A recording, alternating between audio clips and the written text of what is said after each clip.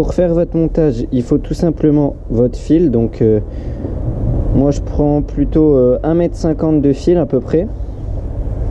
Il vous faut aussi votre hameçon drop shot qui est ici, moi, voilà, hameçon drop shot, et votre plomb drop shot.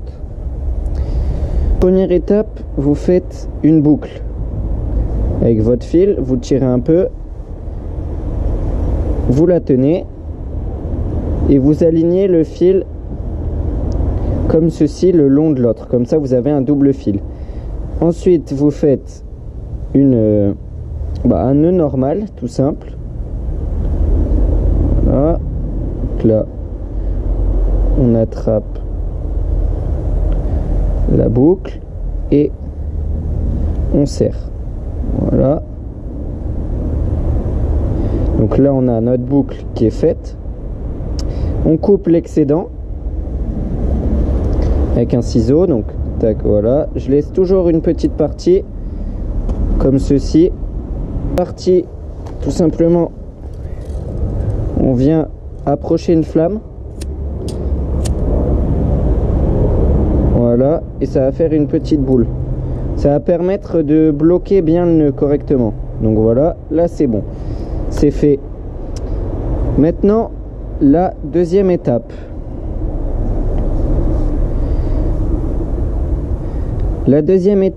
ça va être de prendre l'autre extrémité, celle où il n'y a pas la boucle, et de là juger l'hameçon où est-ce que vous allez le mettre. Donc sachez que là où il n'y a pas la boucle, ça va être là où on va accrocher le plomb par la suite. Donc plus vous mettez de distance, enfin plus vous rentrez l'hameçon, vous rentrez de fil dans l'hameçon, plus votre hameçon sera plus haut dans la couche d'eau.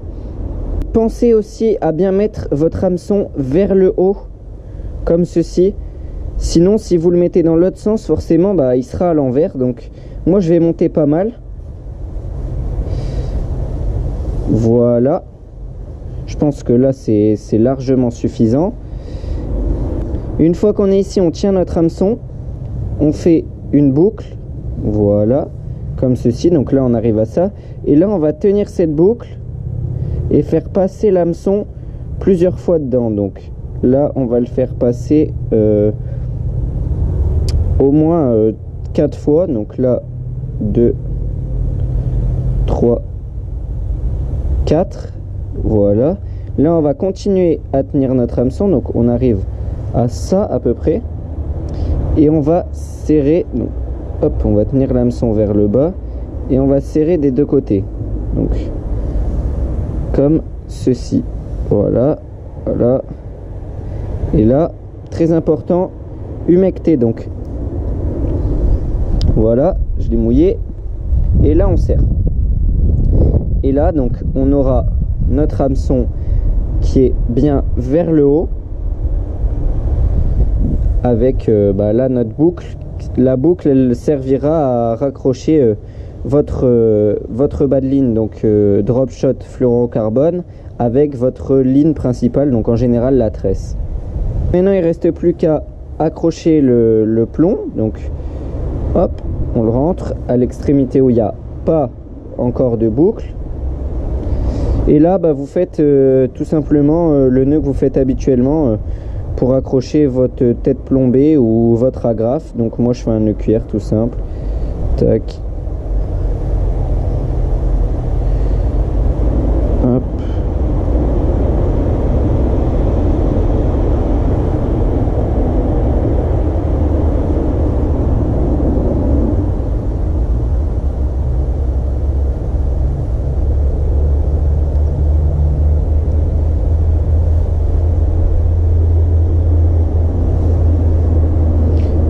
voilà.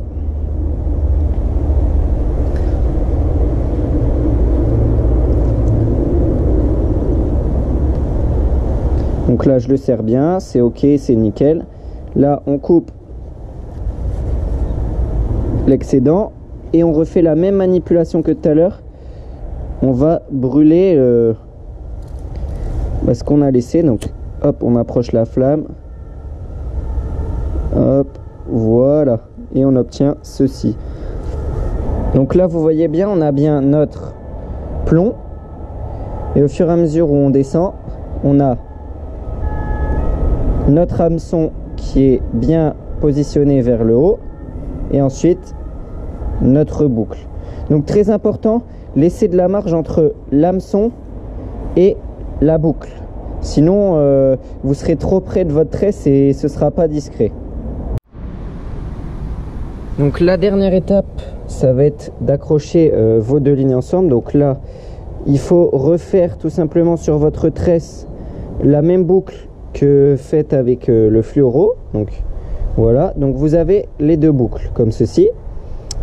Vous allez rentrer la boucle de fluoro dans celle de tresse, pardon.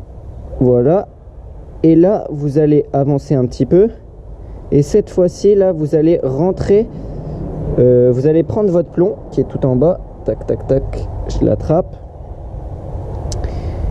et vous allez le passer dedans, donc du bas vers le haut. Donc voilà, on remonte toute la ligne et on laisse retomber le plomb. Voilà, et en fait quand vous allez serrer là, vous avez ceci, vous passez la ligne comme ceci, le nœud là, s'il veut bien passer.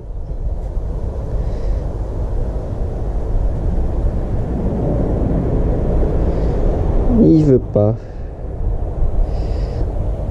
il est bloqué, donc ça, t'es sûr? Voilà, donc là il est passé et vous avez juste à tirer et voilà, et là vos deux lignes sont rattachées ensemble et comme vous pouvez le voir c'est très résistant et ça tient. J'ai déjà remonté même du gros brochet avec ça et ça n'a pas cassé.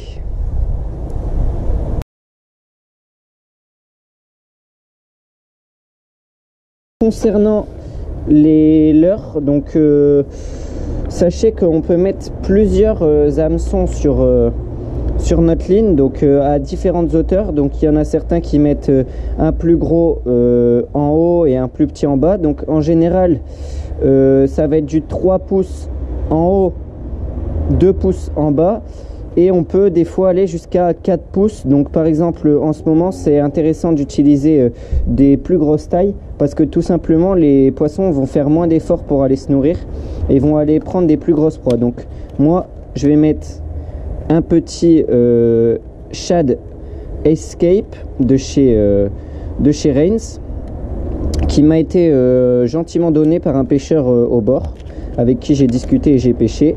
D'ailleurs si tu vois cette vidéo je te remercie, et il m'a dit utilise ça surtout en orange en ce moment, ça risque de bien taper. Donc on va essayer.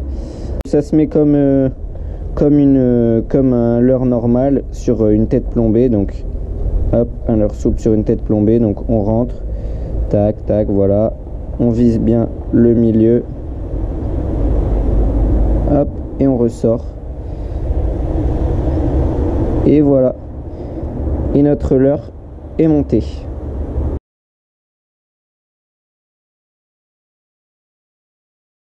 Concernant les leurres qu'on va utiliser pour la pêche du drop shot, donc on va utiliser plusieurs leurres différents selon la couleur de l'eau. Donc alors là on a le Keitech Easy Shiner en 3 pouces, donc rose pailleté. Après on a un qui lui ressemble vraiment, c'est le Daiwa Tournament en 3 pouces également. Après on utilise aussi du Rock Vibe 3 pouces, donc voilà. Après on utilise aussi du Rock Vibe en 2 pouces, voilà. On utilise aussi alors du Easy Shiner 3 pouces également en blanc. Après ça arrive qu'on pêche avec le Swing Impact en 3 pouces, 3,8 pouces je pense, quelque chose comme ça. Swing Impact Fat. Donc voilà. Après on utilise voilà, plusieurs coloris de Easy Shiner différents. Donc voilà, là on a 4 coloris différents. Du coup on varie selon la couleur de l'eau. Et si on voit que ça mord pas trop avec un coloris, bah on va essayer de tourner. Alors on utilise aussi du 2 pouces de temps en temps. Quand les poissons ils vont pas chercher les grosses proies, on utilise le 2 pouces. Donc là c'est un Swing Impact de chez Keitech en 2 pouces. Et on utilise souvent aussi, donc là je prends un exemple, c'est pas quelque chose que je pêche régulièrement, mais c'est un leurre finesse, donc avec une queue comme ça. Donc là ça vient de chez Crazy Fish, le nom exact je sais pas. Mais pour la pêche du drop shot, on utilise soit du finesse ou soit les leurres que je vous ai présentés, du shad, qui sont très souples en queue. Au moins ça, regardez, ça bouge beaucoup et ça anime le leurre très facilement à la moindre tirée.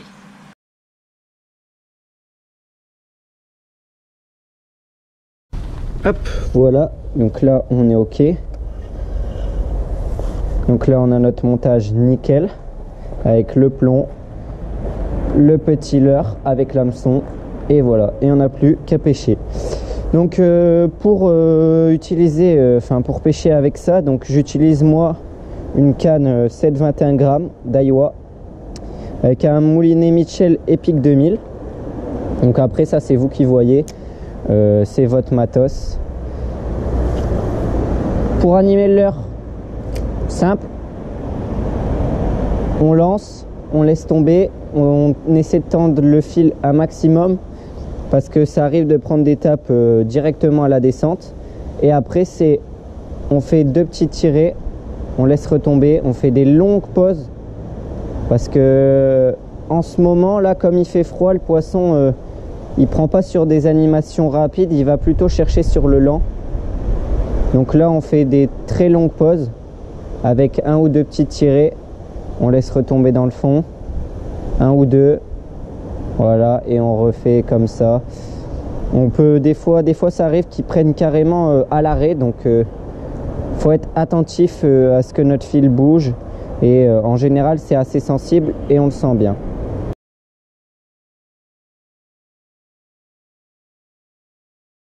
Donc les poissons recherchés, ça va être principalement les percidés, donc tels que la perche ou le cendre, tout simplement parce que là on va essayer d'aller chercher plus le fond, on va dire, gratter le fond. Et ce qui vit dans le fond, bah, c'est les cendres en général, et après la perche qui en ce moment, comme il fait froid, va se regrouper et va aller chercher les grandes profondeurs. Après sachez que vous n'êtes pas à l'abri de taper un brochet, donc moi ça m'est déjà arrivé de taper même un très joli brochet. D'ailleurs en vidéo, donc je vous mets en haut à droite la petite vidéo. Donc faut quand même s'équiper assez pour remonter ce genre de poisson. Bon ben voilà, c'est fini, petit coucher de soleil derrière. J'ai pas pêché très longtemps, tout simplement parce que j'étais à un repas de famille et je suis parti entre le repas et le dessert. Donc là je vais vite me ranger pour aller manger mon petit dessert. Donc franchement ce tuto, j'espère qu'il vous a plu. C'est vraiment une technique que j'ai adoré, que j'ai découvert il y a très peu, donc il y a à peu près 2 mois. Donc je m'y suis mis vraiment. Et j'ai déjà sorti pas mal de fiches avec, donc record brochet, mon premier cendre, des belles perches et tout. Donc de toute façon je vous mets des images parce que là j'ai rien fait, mais je vous mets des images pour vous montrer que ça marche. Donc il y a des jours où ça marche, il y a des jours où ça marche pas. De toute façon ça c'est la pêche, c'est le jeu.